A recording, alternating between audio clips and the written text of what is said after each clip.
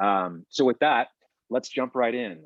Super excited to have with us tonight our good friend, Nick Sadrpour, who's a seasoned waterman. He's a sediment guru and the program coordinator at California Sea Grant. This evening would be a lot more interesting and engaging if Nick was with us in person, passing around various forms of sediment, but we're gonna have to get by here in the virtual space. So with that, I'm gonna hand it over to Nick and continue admitting folks that are joining us. So take it away, Nick. Awesome. Thanks, Graham. Good evening, everyone. My name is Nick Sadrpour. I'm a program coordinator with California Sea Grant. I want to acknowledge that I come to you from the traditional lands of the Kumeyaay people in San Diego County. And my organization, California Sea Grant, is a part of NOAA, the National Oceanic and Atmospheric Administration, but I am housed at the Scripps Institution of Oceanography at the University of California, San Diego, which is a lot of fun. And I'm so excited to talk with you tonight. So many of you have heard a similar version of this talk before, but many of you are new to me. So I'm really excited to talk to you about Santa Monica Bay, sediment management, coastlines, and beaches. And, you know, I think a great way to think about it is that the coast is one of the most dynamic places on the environment. It's where these two types of matter come into contact, all the ocean with the land. And, you know, I always like to say it's like the coast has always been changing, but there's aspects that don't. So this is a photo I took when I lived in Venice about a couple years ago. And you can see that almost 100 years ago, we still liked going to the beach. And I don't foresee that changing in the future. And so we can learn from how we've managed these resources in the past, how we currently manage them, and how we might manage them going forward. Just to put a plug, it was super cool to see that saw somebody was getting their PhD, but my organization funds research and educational opportunities. We currently have a graduate research fellowship opportunity. There's a webinar tomorrow, and if you're interested in more policy related work, we're gonna have a fellowship, a state fellowship in the near future. Go to our website or hit me up. I'll put my contact info later. I'm happy to talk to you about those opportunities. So that's my quick plug. So we're all here to talk about beaches and where do they come from?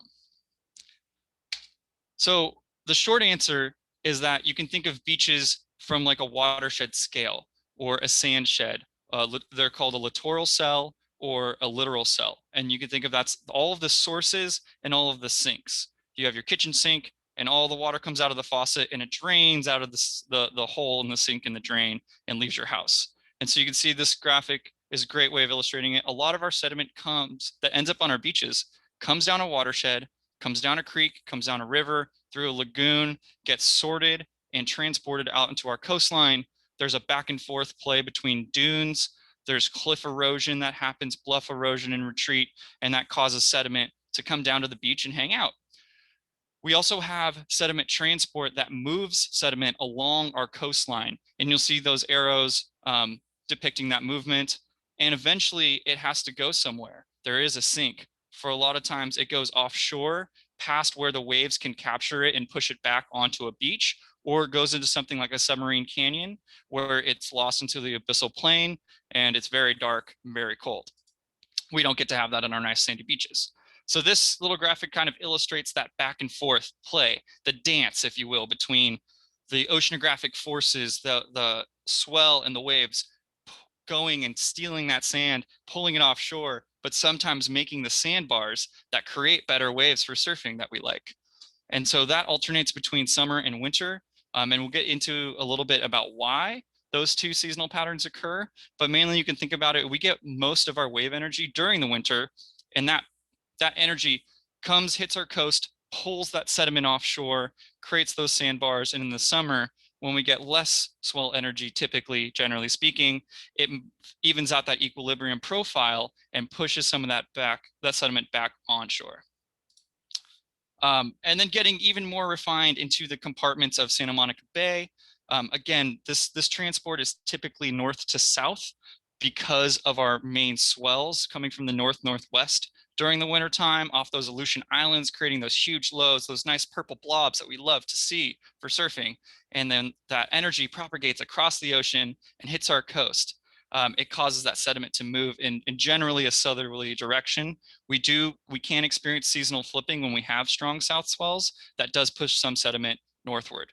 But you can see these compartments Coming off of Magoo, we have a bit of a sediment sink. Then potentially if sediment gets around Point Doom, there's a lot of science questions about that. It could be pushed offshore. And then also in Redondo Canyon, as many of you know, there's a really deep submarine canyon there where a lot of our sediment does end up in the local compartments for you guys. Kind of diving back into it more, I would really recommend, if you're a huge sediment nerd, to look at the Coastal Regional Sediment Management Plan. And that kind of outlines all the sources and sinks locally. And you can see some of these rates in this left image about how much sediment is transported over time over those different reaches or segments of the coastline.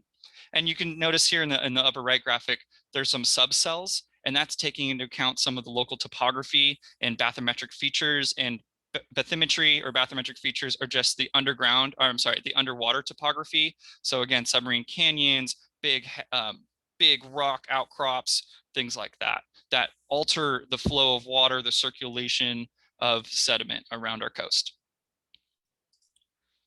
So kind of getting to why we have that north to south general sediment transport is that we have three pretty dominant groundswell long period waves or energy systems that hit our coast for surfing, for sediment transport, for erosion, for flooding. The most powerful, the most, the primary one being that northwest fall to spring general north swell that we get. Again, I think you can see my cursor. So off this chain of islands of Alaska called the Aleutian Islands, we get these big lows that create all of this wind blowing in the same direction, and all of that wind in the same direction is transported into the ocean, and that energy is propagated across the Pacific and winds up at our doorstep, and it creates these beautiful corduroy lines that we love. This is up in Ocean Beach in San Francisco for this swell. That was from January 2020. Another type of swell we can get is long period south swell that's actually kind of creeping up under Australia, in between Australia and our Antarctica. And those are some of our, spring to fall long period south swells. They really have to have the right direction. A lot of them end up hitting South America and Peru, and Chile, and that is the other another dominant type of swell that we can get. And of course, for many of you and interested in Malibu, another type of south swell is those hurricane systems, those tropical storms that come almost 180 degrees, or sometimes we get the crazy ones that are almost southeasterly directions that are real powerful, really close to our coastline. You can look at some of these other storms, they're pretty far away, and some of that energy does get dissipated, but the long period energy makes its way to our coast. The thing about hurricanes is a lot of that energy makes its way to our coast. It's not really lost in that transmission through the medium or the water. And so, of course, one of those epic days on the big photo in Patagonia is Hurricane Marie, from that epic crazy storm that made its way and hit Malibu perfectly, really. So those are kind of the general three swells and energy systems that we need to worry about when we're thinking about sediment transport in beaches. But also, we get this local wind swell. Santa Monica Bay is a pretty finite bay, and so there can be some local wind that makes its way and creates pretty short period, but also pretty powerful swells. And kind of to this point a little bit more, just talking a brief bit about refraction and wave shadow. And so refraction is the bend of swell around a corner. You can kind of see that a little bit here with Point Conception. You can see it a little bit here. And then wave shadow is really, really, you can see it well in this little graphic from Catalina, that on the landward side of that island, there's really no swell propagating around that because of that island being in the way of where the swell is coming from. And so that has a lot of implications for Santa Monica Bay in particular, when we think about northwest and west swells, but also, and I know this is a bit grainy, but for Malibu area, for south swells, you can see there's this prime little sneaky spot that those south swells can make their way through and not hit an island. And so that energy comes and hits the coast pretty much unperturbed. So we've talked about the energy from the ocean coming to the land, and for how the natural sort of landscape of watersheds, eroding creeks, providing sediment, actively transporting that to the ocean. What we didn't talk about is humans. And my first graphic kind of alluded to it. We have a lot of people who love the beach, who love developing around the beach, and those developments have caused impediments to the natural flow of sediment. So starting in the upper watershed, we've built dams and reservoirs for drinking water, to store water, to give us flexibility about when we need water versus when the snow is melting, or when we can store and have surplus amounts of drinking water, which is a good thing. We also have taken out some of this resource for purposes of development, for creating concrete. Beach angled sediment is one of the main sources of concrete and cement. So when you think about urbanizing globally, there's a lot of sediment that's needed to create highways, buildings, housing, and the like.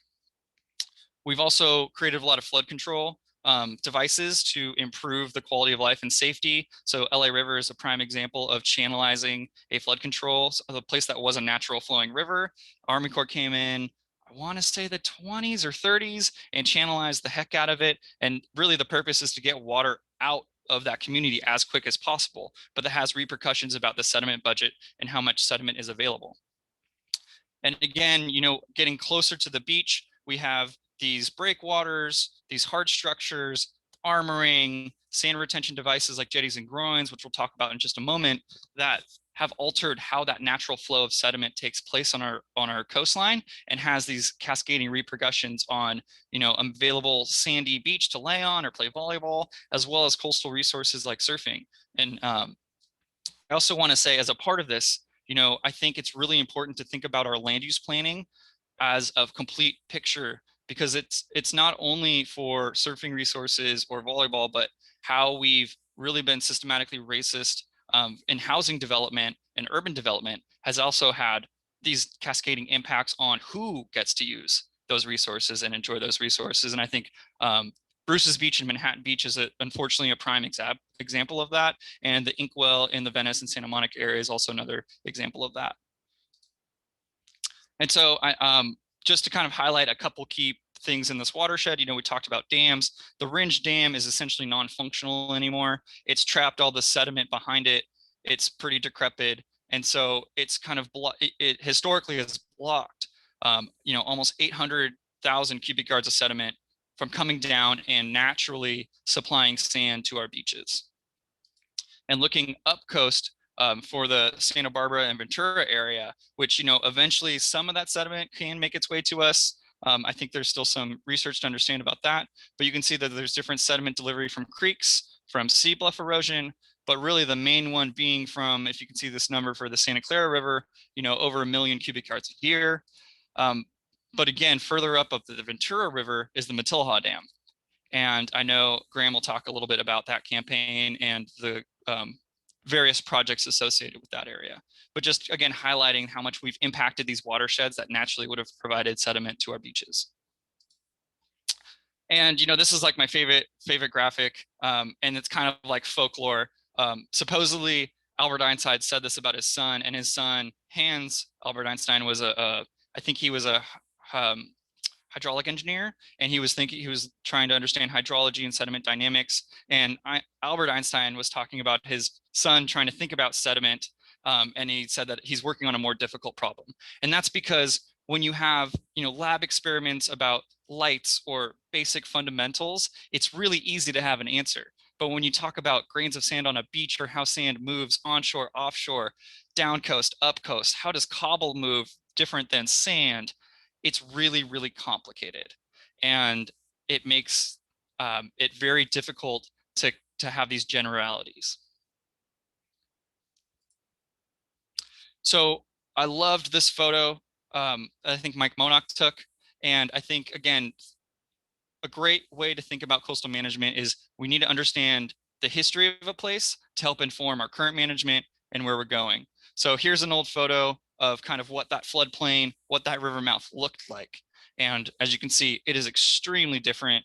It's a different angle, of course, but just recognizing that we've drastically altered the form and function of a natural process. And so that does have impacts on other resources, how we manage that resource, and how we should really just put it into perspective.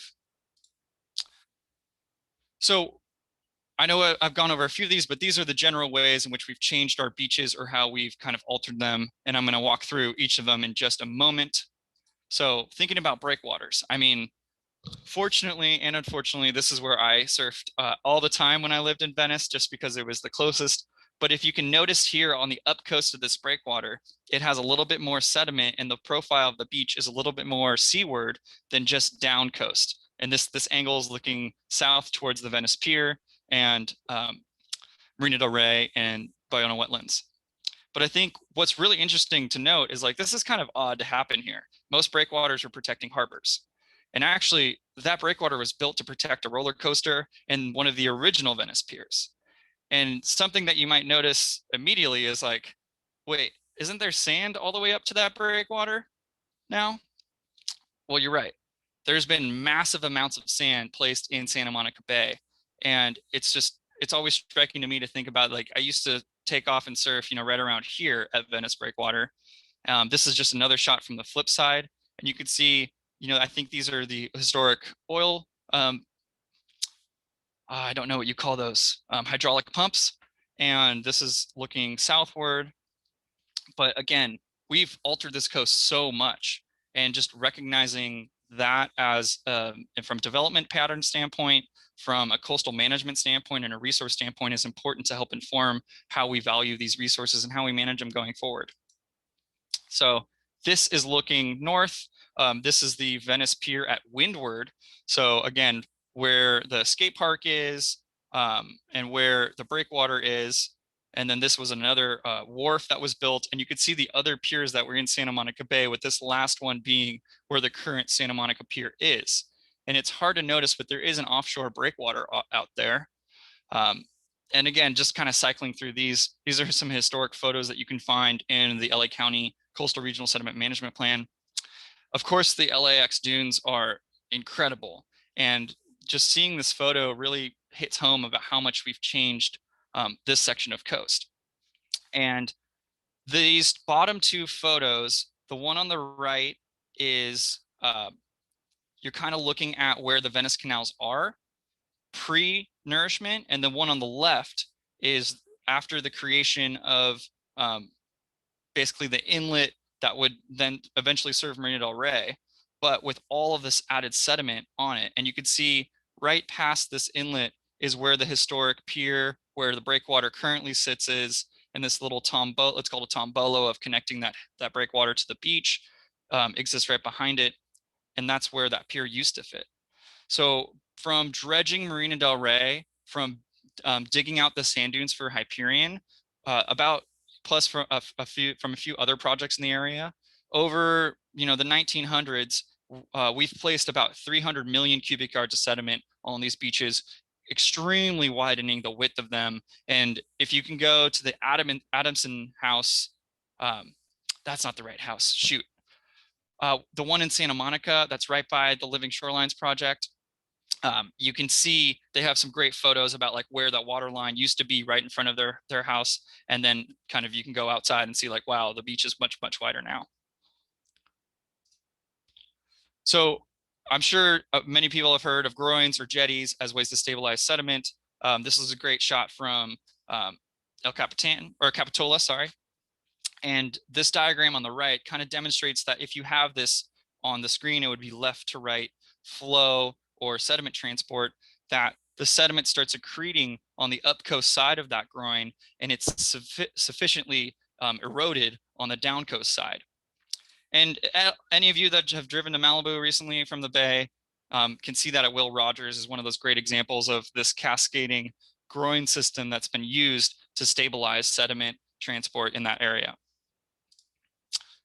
Another feature that is sort of like more active and adaptive management is LA County Beaches and Harbors, who's the main beach maintenance organizer in LA County, as well as state parks for parts of Malibu, to have these winter seasonal berms that they put up to help protect the backshore, prevent flooding.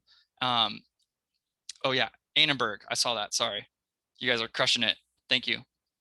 That help give some flexibility in the design of the storm protection. I would say some of the criticisms on one end are they're not very well they're not designed. They're kind of just put up with earth movers. But again, this section of coast is heavily groomed. It's heavily visited, so it does have a lot of impacts on its ecological life. And I think this is always a great slide to show is just the impact of hard armoring. We know that many private property developers and even public resources have had, riprap, revetments, hard armoring, these, large rocks to provide some type of stabilization and protection for that structure.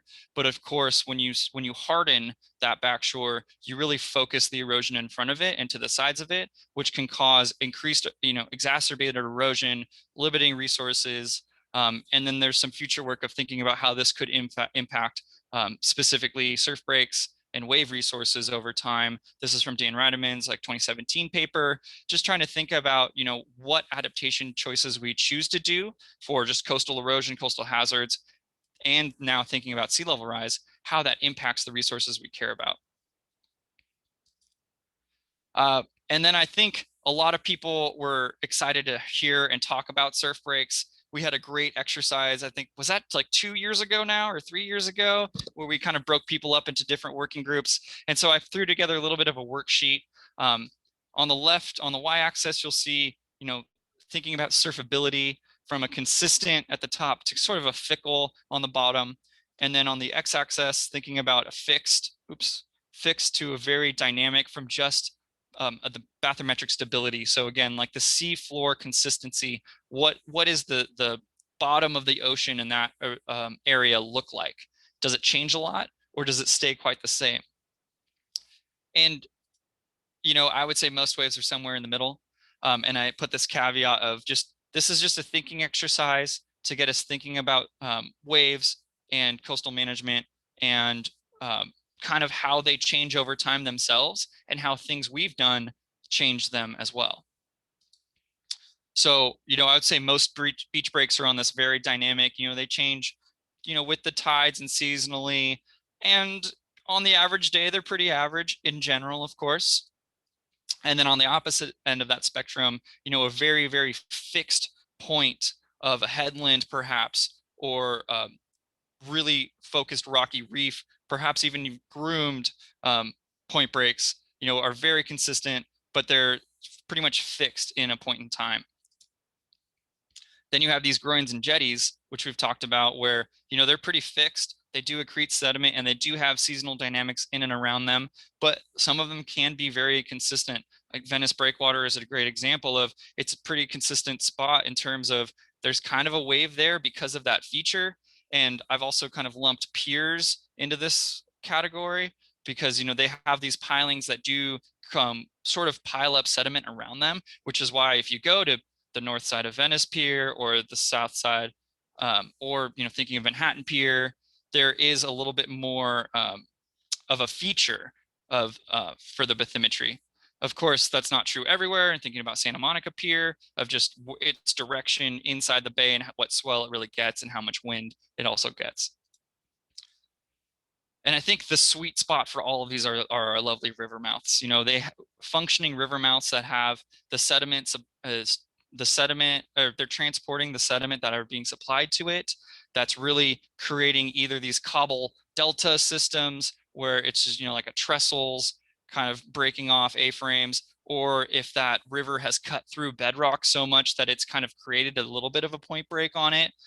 And they just present such a unique and amazing kind of idea of this very dynamic but stable, and they've met that balance of stability and dynamic with them. And they're often very consistent spots, thinking of, Rincon and Malibu Creek and places like that. Then we start getting into a little bit more finer scaled, thinking about rocky reef slab that doesn't really have any sediment on it.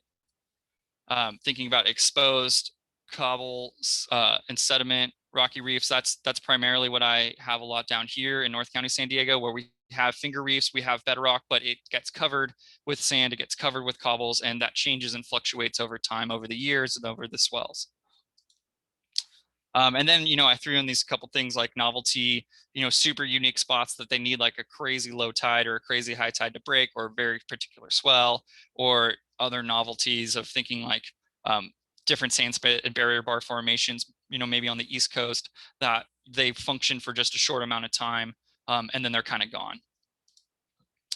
And then, blacks is just thinking about like, there's these other factors too about the swell corridor and where energy is coming from, that when it impacts a beach break, I think is also interesting. So I encourage you all to like on your own time, when you go to your favorite wave, or just thinking about, how that area is dynamic, how it's stable, and what are the factors that are influencing both those things.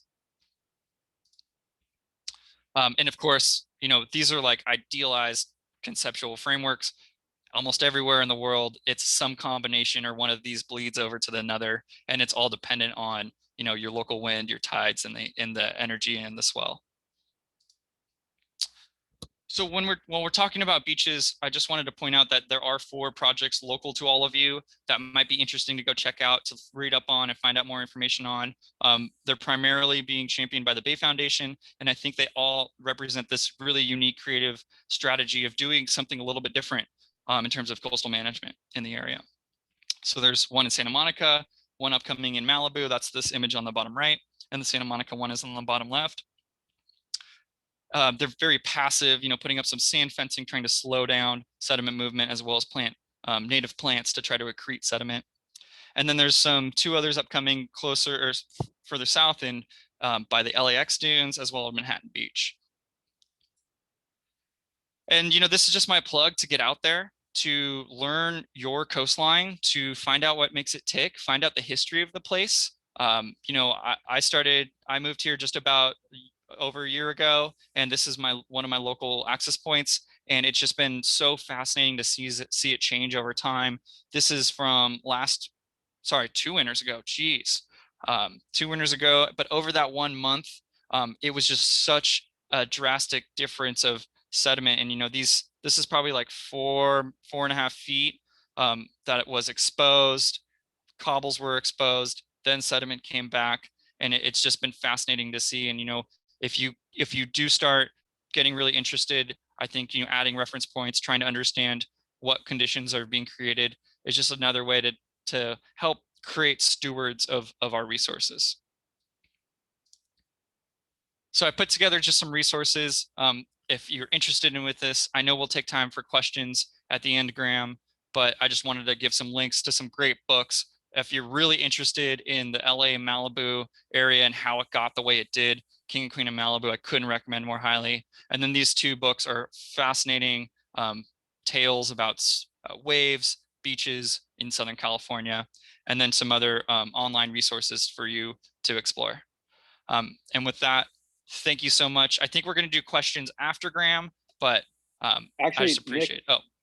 yeah, if it's okay, we've just got a couple, so I figure we'll Sure. get them right now. But Lucas is asking if you have any rules of thumb or recommended reads for how exactly river channelizing affects sediment delivery to the coast. He's super curious.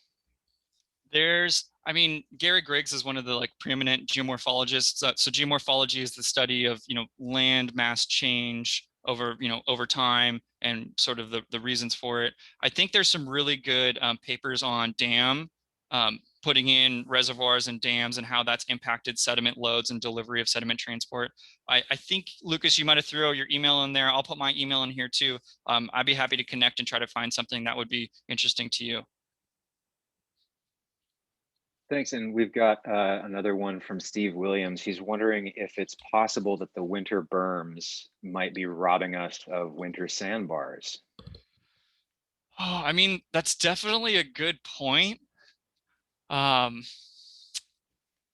It's tough. I think like there's that anecdotal argument to be made. I would say part of maybe what I've always wanted with that program is a little bit more design and like continued understanding. And, frankly, because of my research perspective is like experimenting of like, maybe you leave one there for a year just to see what happens. It's not doing anyone any harm, but I know that from a, protecting resources standpoint, it's a little bit harder to make those decisions. But yeah, I think potentially, although there's so much sediment in those areas, I don't know. Maybe for some beaches more than, I mean, definitely for some beaches more than others, I would say. But thanks, is it Steve? Yeah. I mean, I don't know. I'm super curious. I don't know how close, like the ones that are done in Zuma, I think are different. They're kind of built differently than the ones I've seen in Venice or Manhattan and Dockweiler. So it probably depends. Thanks. Well, thank you so much, Nick, for all of that. I know it's really just kind of the tip of the iceberg, so to speak. But yeah, we'll be following up with Nick's contact in the next 24 hours, so you can hit him with any follow-up questions or anything like that. But before we kind of open it up to a broader discussion and any more questions that y'all might have, just wanted to touch very briefly, kind of like the 5,000-foot level of what Surfrider LA has been focusing on in terms of coastal preservation campaigns over the last 30 or so years, I would say. So we'll touch briefly on Ringe Dam, which we've been advocating for its removal for the better part of 15 years. First Point, Humaliwu, Broad Beach, and of course, Lower Topanga Creek restoration, which is a relatively newer initiative. Go ahead and hit the next slide, Nick. Thank you. So Ringe Dam, as Nick mentioned, this was built by the Ringe family in the early 1900s. It was full of sediment and completely defunct by the 1940s. It creates a major barrier, not just for the natural sediment transport regime, but for native fauna to travel that wilderness corridor, whether you're talking about mountain lions or native steelhead. It currently has an estimated 700,000 cubic yards of impounded sediment behind the dam. And that's varying forms of sediment, from fine silts to cobble to beach grain sediments. Within the last, I think it was last August, the US Army Corps of Engineers released their completed feasibility study and their final integrated report, which basically laid out the various plans that they investigated with which they could pursue the project of removing the dam. On the one hand, you have no project, which is we're leaving the dam in place. And on the other end of the spectrum, you have what's called the locally preferred plan. And again, high level here, we hope to have an opportunity to kind of go into more detail about what the locally preferred plan is, which is something that Surfrider LA is advocating for with some caveats. We have a problem, for example, with where they're planning to bring that sediment once it's been excavated from behind the dam, but we can get into that later. And again, as I mentioned, this is a 15-year plus campaign for the chapter that we've been actively working on. I came into the organization about 10 years ago as a volunteer. I've been staffed for 4 years. There's a long line of Surfrider staff and activists who have been passing the baton of this campaign over the years. You know, it's interesting with work around coastal preservation, they're kind of legacy campaigns. They go on and on and on and on and on. They're not like a plastic bag ban, although that can take a long time in and of itself. Those, you know, on the kind of win perspective, those tend to come a lot quicker than some of these more complex coastal preservation initiatives. Next slide. And of course, our work at our namesake, our home break, where the organization was founded, First Point Humaliwu. Humaliwu is the name of the original Chumash village. It means the place where the surf sounds loudly. And these are interconnected issues. You know, when we look at Ringe Dam, which is 3 miles up the coast from First Point Malibu, in the lower watershed, that 700,000 cubic yards of sediment is sediment that should have been transported since, you know, the early 1900s out to Third Point at the west end of the lagoon there. So what we've seen over, you know, the last, you know, decades of high development in the lower watershed and the floodplain there at Cross Creek and the Malibu Lagoon is the disruption of natural sediment transport regimes, the introduction of hardscape, which, as Nick mentioned, can exacerbate erosion. It's a highly manipulated lagoon system. It's culturally and historically imperiled on a number of different levels. And we've gotten to the point right now where we have manipulated and managed this lagoon and this beach and this lower watershed to the extent that we have to manage it moving forward, right? There's no kind of going back to nature and just letting nature do its thing, because we've for all intents and purposes removed most of nature, the natural dynamic systems out of this lower watershed. So we have, you know, instances of exacerbated erosion, extreme chronic erosion at First Point in front of the Adamson estate. Some of you may remember a couple springs ago where we had this perfect storm of events, really heavy early season south swell, coupled with an extremely high tide that in the course of 24 hours eroded the beach all the way up to the famed historic wall, which at a moment was at risk of falling over, right? And so we found ourselves in an emergency situation, and local and state agencies are really, really great at addressing emergencies, not so great at proactively planning for situations that might arise.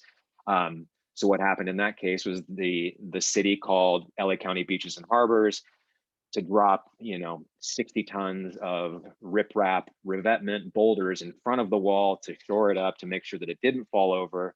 And it kind of created an opportunity for Surfrider to step in and say, look, we've been asking the city of Malibu, California State Parks, the Coastal Commission to think proactively about how we manage sediment at this beach, so that we can, in the long term, safeguard the biological and cultural resources that exist there at Surfrider for future generations. So again, we're advocating for an ongoing adaptive management program for the berm at Surfrider Beach. And I'm really happy to say that there's been some turnover at California State Parks, and we've got some real allies in our corner to help us see this project through. It's a 10+ year campaign that we've been working on that has come on the heels of other campaigns that were just as long. So these are very, very drawn out battles, but I'm really excited that we've got some real wind in the sail on this campaign. Next one, Nick, thanks. Broad Beach, again, this it's a classic example of hard structure interrupting the natural sediment transport regime. Broad Beach is named because it was historically a broad beach. This photograph was taken last November, not during a king tide, but during an especially high tide. And you can see that there's virtually no beach. By 2005, Lacusa Point out at the west end of the beach was completely eroded away.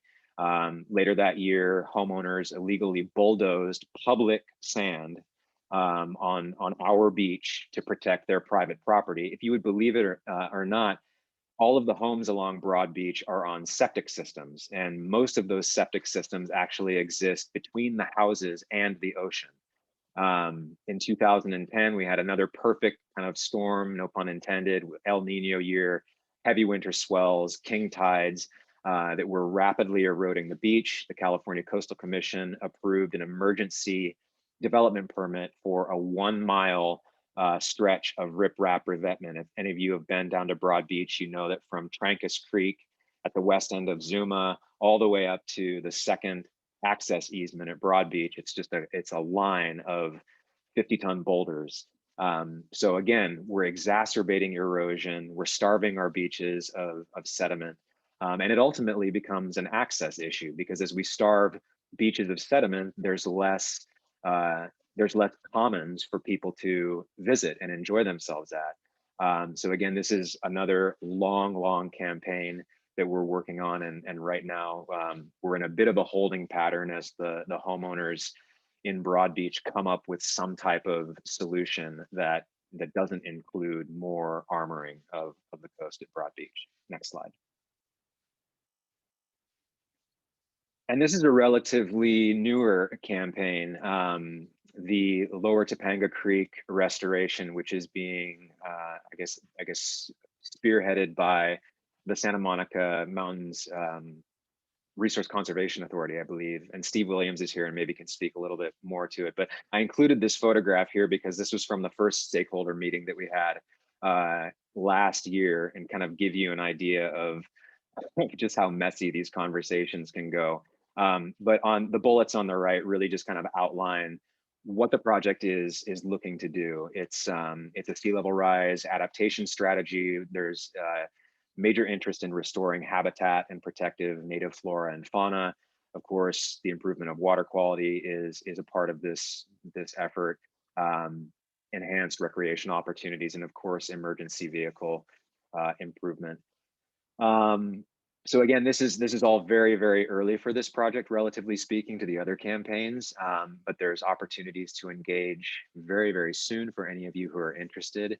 And with that, we can kind of move along to the last slide here. So yeah, again, kind of in the context of these legacy campaigns that are years and years and years and years long, you know, a call to action for activists isn't necessarily an easy ask. You know, I can't ask y'all to stick around for another 15 years and ensure that Ringe Dam is gonna come down. But what I can ask you to do, for those of you who are interested, is continue to educate yourself. Nick is great about independent beach surveys, just like going out to your local beach and looking at it with a fresh set of eyes. Like, you know, now that you've taken in a little bit of this information, look at the different sediment patterns, look at the different hard structures that exist. Kind of open yourself up to this new kind of conversation and perspective about sediment and your local beach. There's no shortage of resources out there to kind of help you in this process. Two fantastic films, which I highly recommend watching. One is Sand Wars. You can get that on Amazon. Really, really fantastic film about our dependence as human beings on sand, not just as an economic resource, but also as kind of a cultural resource and a resource for recreation. Another great film, which you can actually stream on YouTube for free tonight if you want, is the Patagonia film Damnation, which is just a really beautiful, well-made, thoughtful film around the importance of removing defunct dams, of which there are some 90,000 in the United States currently. I went ahead and threw up those books and links that Nick mentioned. And then in terms of getting involved with the chapter moving forward, again, I would encourage you to go visit your favorite beach and just kind of conduct your own sediment survey. Take some notes, take some pictures, share it with us. We're really interested to have this conversation with you and build your kind of literacy with sediment here in the Santa Monica Bay. Highly encourage you to visit the Bay Foundation Living Shoreline Restoration sites. They're super accessible and really, really fascinating. And I think a great example of the kinds of proactive projects that we need to be advocating for as the impacts of sea level rise become more and more pronounced. And then if any of you are interested and available this Saturday morning, there is the second stakeholder meeting for the Lower Topanga Creek Restoration Project. It's going to be from 9:30 a.m. to 12:30 p.m. It's open to all folks.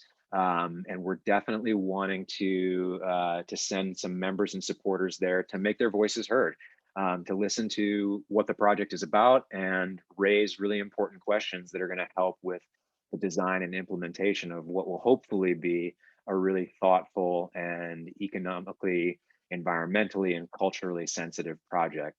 So with that, I think we can get rid of the presentations and just open it up to comments and questions. And there are some real seasoned vets here in the house who I would love to hear from if they have further context to offer any of these campaigns or issues that we've talked about. But yeah, just want to open up the floor. Thank you all for joining. And for folks who kind of came in late, if you want to stay dialed into what we got going on, drop your name and your email in the chats and we'll be able to follow up afterwards. But with that, I'll just say thanks for showing up. And again, thank you, Nick, for bringing the wisdom. Appreciate it.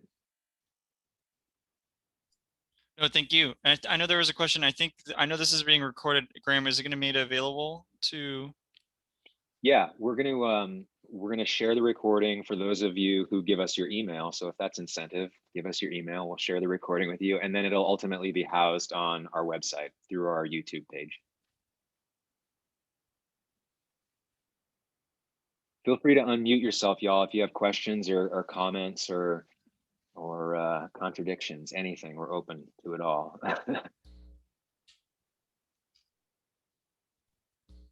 I have a question for you, Nick. Since you know so much about the Santa Monica Bay and like obviously are really well versed in sediment, and are now in Encinitas, I'm curious to hear like what your opinions are of all these different areas and the local agencies that manage them. Are there any places where you can see that the management of that sediment transport, beach erosion is particularly better than anywhere else, or places that are particularly worse? And like if it's a noticeable difference when you go from county to county? Yeah, that's a good question. I think what's fun and challenging is like each section of the coast has its own issues from the resource management side and from the just geographic constraints, Yeah, they all look so rivers, different. swell Yeah. corridor. I think, I mentioned that there's these plans, these coastal regional sediment management plans, and there is an effort and a working group statewide to try to organize it. I think there's a huge opportunity to do a better job of coordinating that and adding capacity to the local governments. I would say a great example, and I think some of them are on the line, is Beacon, which is basically an entity for both Santa Barbara and Ventura counties and the coastal cities that they the coastal jurisdictions in those counties to try to coordinate on not only coastal sediment management but also coastal water quality. So it's trying to get to that, like, what is the sweet spot, because obviously this is a regional issue, and for down here, like, if one city does something, it immediately impacts the city next to it, and so you need a bit of like the regional coordination. So it's like, where does the top down meet the bottom up? Yeah. Yeah. Thank you.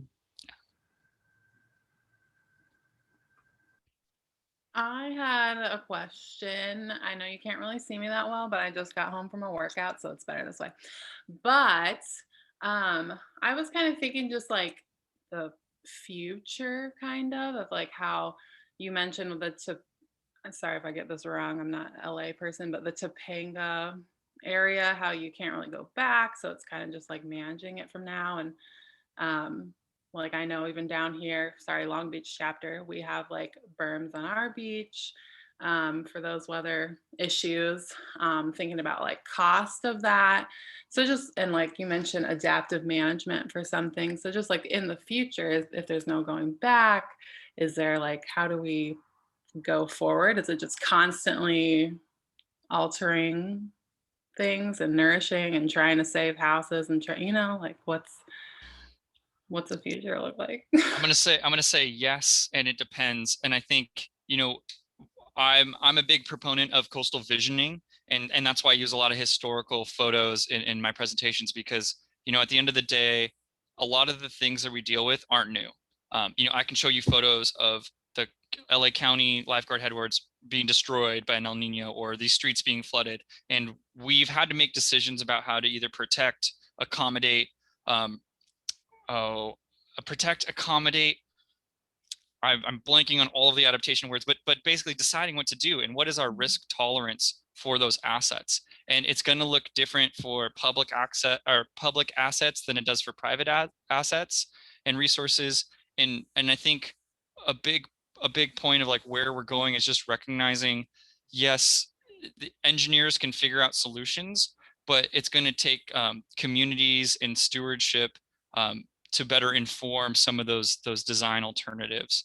And we can look to places that have done, wild engineering feats, like in Australia. Snapper Rocks, for any of the big surfers, is like they basically have a huge sand bypass system, and they push a button and they move sand across an entire headland, and that has its own impacts and benefits. And so it's basically coming to terms with what those trade-offs are, and cost is certainly one of them. Okay, interesting. Thank you. couple more here. Mark is asking about the caveats with Ringe Dam. Yeah, and there, I don't want to put him on the spot, but I would love if he's interested for Mr. Michael Blum to chime in and pick up anything that I don't touch on. The problem that we have with Ringe, and by and large, the locally preferred plan is solid, but their idea for the storage of that sediment once it's been excavated from behind the dam, they ultimately want to place that sediment south of the Malibu Pier in front of the hotel there. Now, granted, that's a stretch of beach that is heavily eroded, mostly because of the parking lot and the riprap that they've placed on the beach there. So it's certainly an area that needs sediment. But, and Nick, correct me if I'm wrong, but if Ringe Dam did not exist ever, that sediment would have flowed out west, correct? And would have been naturally groomed back toward the Malibu Pier and eastward, right? Which creates a different profile than dumping a bunch of sediment at one time. Yeah, Is that I mean, fair I to think, say? yeah, you know, for rivers, and I think this gets to Lucas's kind of question earlier. It's like when you think about how much sediment a river is transporting and what type of sediment is transporting, it all depends on the flow.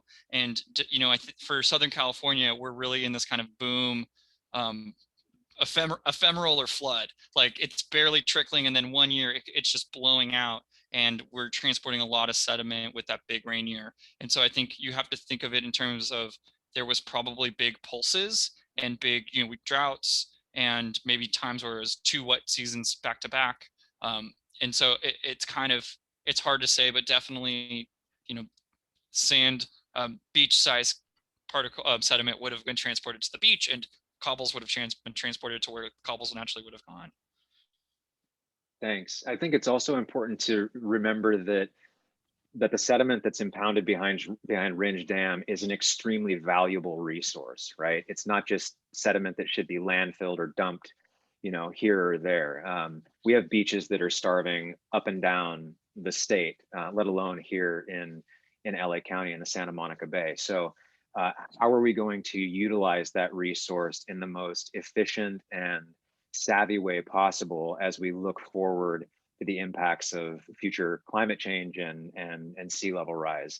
And I guess my question is the location at the south end of the Malibu Pier in front of the hotel and parking lot the greatest use of that sediment? Some people might say yes, and others I think would be able to come up with wiser locations to utilize that resource. And to answer Adriana's question, are there examples in California, US of communities that have dealt with adapting to changing seashore in a positive way that doesn't adversely affect the coastal environment? I would say that, I mean, that is the place where we love to talk about, thinking about what we're calling living shorelines or coastal resilience, just ways of balancing the trade-offs. And I'm trying to pull up quickly a PowerPoint, but I would just point you to the Surfers Point in Ventura is a great example of sort of managed retreat that I know Surfrider has been heavily involved with, and that project's only halfway done, and I think it's going on like year 16, but there are efforts to kind of be more mindful about it. And then locally, we have a very interesting project. It was basically a dune restoration project at Cardiff Living Shorelines. And essentially we created a dune above a revetment, but also using cobble mattresses. And so the revetment is like the last stand that's protecting this highway 101. But we've created now this beautiful dune that serves the snowy plover, lizards, a bunch of shorebirds, and is actually creating this amazing amenity for beachgoers, surfers, and the ecosystem, and providing structural infrastructural support and protection. And I think these blended approaches are kind of where we're going. There are some other examples. I would say like Devil's Slide is like a totally different example up by Pacifica. So just to kind of pepper in there some examples. Thank you so much. Nick, got a good question here about, let's see, how does coastal erosion affect the more unstable parts of the coast, such as San Pedro, PV, or Leucadia in San Diego? What type of management is preferred in those types of situations? So the kind of question, there's no like one size fits all Totally. application, right? I mean, I love that they started with PV because I think Sunken City is like the best example of managed retreat before we talk about managed retreat. And you know, also looking at examples for wildfire urban interfaces. And Sunken City, for those that don't know, it's by White's Point, I believe, on the very southern tip of PV, or I guess like southwest tip. And this whole community was in a landslide. And now most of that infrastructure, the foundations, is kind of gone, but you can still see remnants of this community that used to live in this very risky area. And so for them, you know, the management solution was leave. And for other places like Isla Vista or, you know, in Leucadia, we do see different types of bluff erosion. There's actually a budding area of research that, you know, really demonstrates that we get a lot of, at least locally for San Diego bluffs, a lot of the toe erosion of our bluffs is associated with significant wave heights and impacts, direction and energy. But a lot of our upper bluff failure is associated with rainfall. And I think it makes sense, and we're starting to get better conceptual models that combined with observations can create, you know, better management policies, connections. But you know, at the end of the day, we're not going to really stop some of this erosion, and so we do need to think creatively about like all of the options on the table. Thank you for that. Yeah. Yes, definitely lots of kudos to Paul Jenkin for Surfers Point and Beacon and all of the hard work that has gone into that project and is continuing to go into that project, because I mean, I can try to find some photos real quick. It is just an incredible project. And I think actually there are some recordings of Paul giving a presentation about it, maybe with the Ventura chapter. That's right.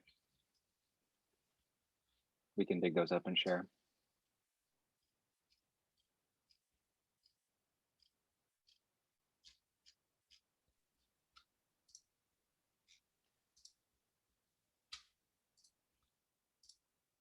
Nick, Graham? I'm curious. Oh yeah, go ahead, Steve. I just wonder if you're going to say anything about, you know, sea level rise and managed retreat and whatnot.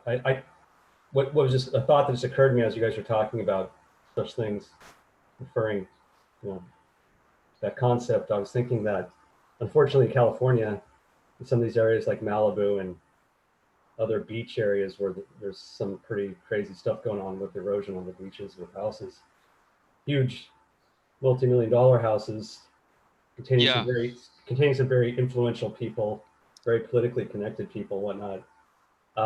You know, you just got to admit, if it was something else, if it was like, you know, low income housing, they say, sorry guys, you got to go, we're going to move you over here, and that'd be the end of it. But like, you know, there's this sort of like, you know, hey, we're just gonna call in like $10 million worth of riprap and dump it and call it a day, and you know, apparently can't stop on a broad beach or something. You know, so there's just these kinds of things too. I just think you got to kind of acknowledge that a little bit. It's a little confounding to do the right thing when you're up against this sort of kind of political situation or economic advantage of certain communities along the coast. You know?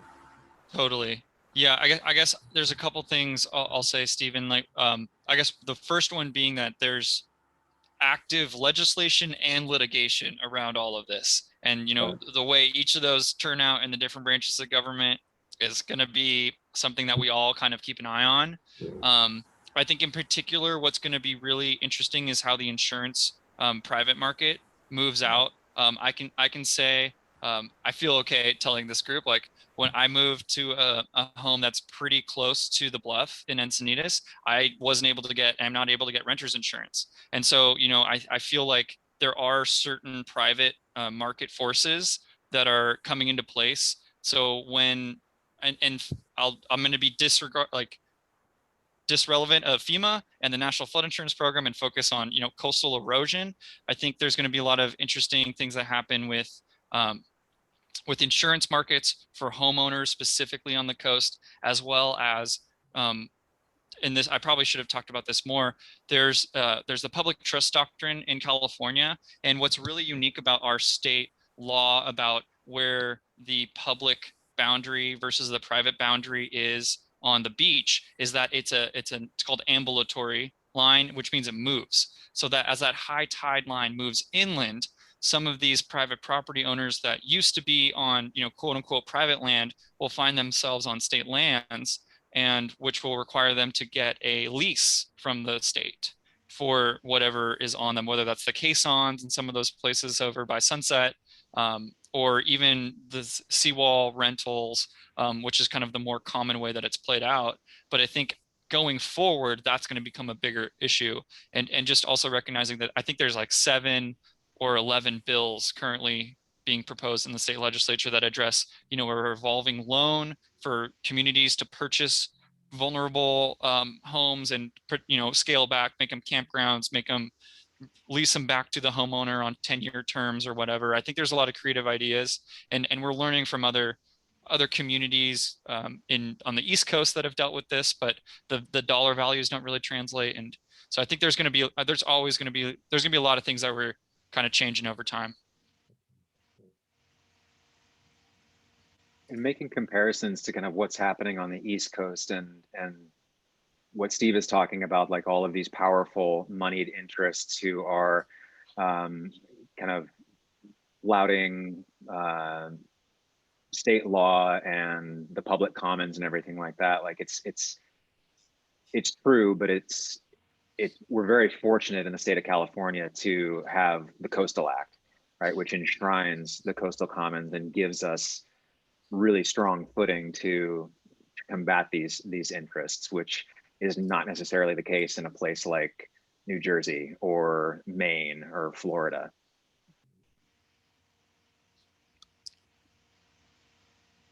Yeah, and I think, unfortunately, what recently happened in Big Sur is going to be also telling, from how we value just levels of service, with the idea being, if a community, and I hate to point to the Big Sur community, but like if that community requires millions of dollars of maintenance to have a road every year, the level of service to like serve just those people and the tourism industry that surrounds it, does it equate to all of the Caltrans money and the resulting potential impacts to those projects just year after year after year, or are there better solutions? And the Devil's Slide project near Pacifica is a great example where Caltrans, the Coastal Commission, and the Coastal Conservancy partnered and basically built a tunnel through a mountain to connect Highway 101. And they left the outer, what was Coast Highway as just a hike bike trail. And it's gorgeous. And so now you can go there, there's beautiful bird watching, whale watching, and you're changing the needs and our resources and how we use them in a creative, but I think I would argue successful way.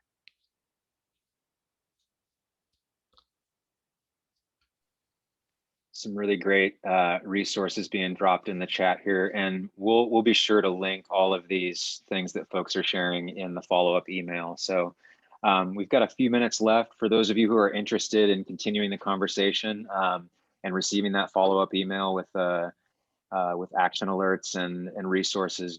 Please put your addresses in the chat there. I'm not seeing any more questions.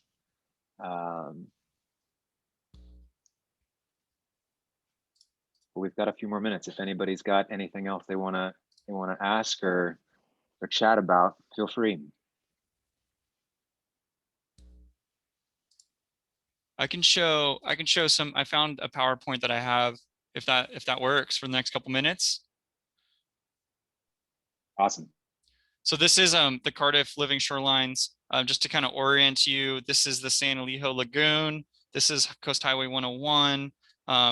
This is the railroad tracks, and this is Cardiff right out here, the Cardiff Reef, and Seaside down here. Essentially, in what you see on this bottom right image is that the road has been constantly undermined over the years, and riprap had been placed in front of it to protect it because it was flooded and people were disconnected, communities were disconnected.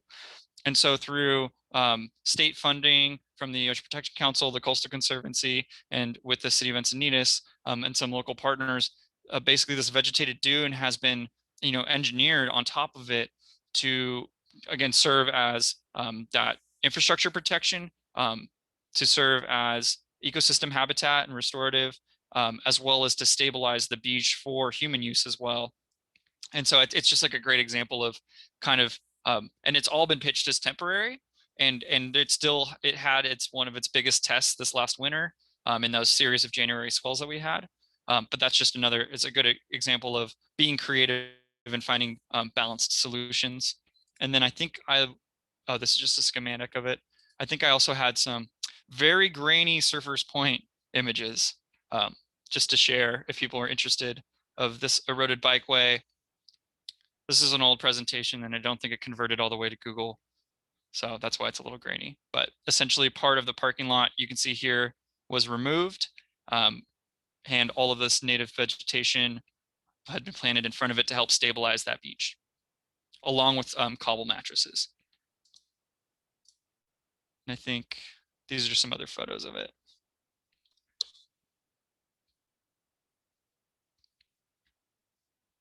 But I think the venturariver.org was that good website that got dropped in for much more details.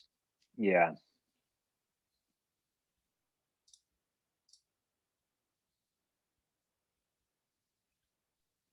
Adriana's asking really quickly if you could describe a cobble mattress. Yeah, so a cobble mattress was, it's a coastal engineering feature taken from looking at river mouths and river deltas, where, okay, it's basically you take a bunch of cobble and you place it in a specific design to mimic a natural cobble berm feature that's sort of underneath the sand. So I'm trying to figure out where I have a good schematic of it, but essentially just trying to mimic a natural river mouth delta. So if you've Malibu Lagoon, certain times of the year has like all that cobble, right? So you can imagine looking at that and trying to place it in a thoughtful designed way underneath some sediment and create these features that help stabilize the larger feature of the dune, but also create pathways to encourage hummocking, which is those beautiful round mounds you see on really wind-blown dunes in California. Awesome, thank you. And I think cobble is one of those burgeoning topics for coastal adaptation engineering uses, because it's back to like the surf diagram was, it's stable because it takes much more energy to move it than it does a grain of sand, but they're also dynamic. They do move over time, and they do kind of reach their own set of equilibrium, but we don't really know a lot about them. So it's definitely an area of research. Interesting, thanks.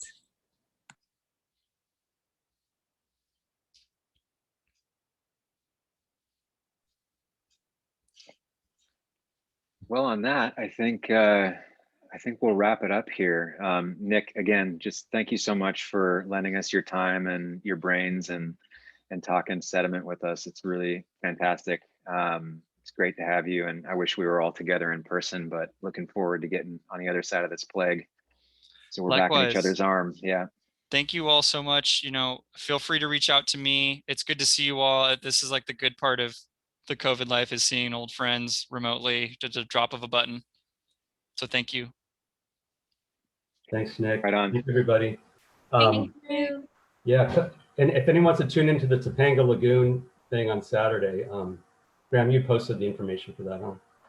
Yeah, I posted the information, and then we'll be sending a follow-up email with all the information for that on Saturday, and a whole host of other links for you all to dive into. So be on the lookout. In the next 24 hours or so, you'll receive an email with all the good stuff from tonight. So it might be inappropriate, but a good Friday night would be diving through those 1960s and 70s photos from Topanga to help get your mind straight. yeah. That place was wild. Oh yeah. Actually, Yeah, if you can send me that link, Nick, Yeah, I'll share it. I've That's seen it's that. amazing. That's pretty great. At the Real Inn restaurant, they sell these little photo books with some stories and whatnot from the old Topanga days. Yeah, pretty R-rated down at Topanga. Yeah. All right, Nothing y'all. change- Thanks no, for man, tuning in. Not everything changes. No, that's true. That's what we're gonna keep. There's no need to restore that. We're gonna keep that vibe. All All right, y'all. y'all. Thank you so much for tuning in. Yeah. Thank care. you. Take Good care. to see you. Be safe.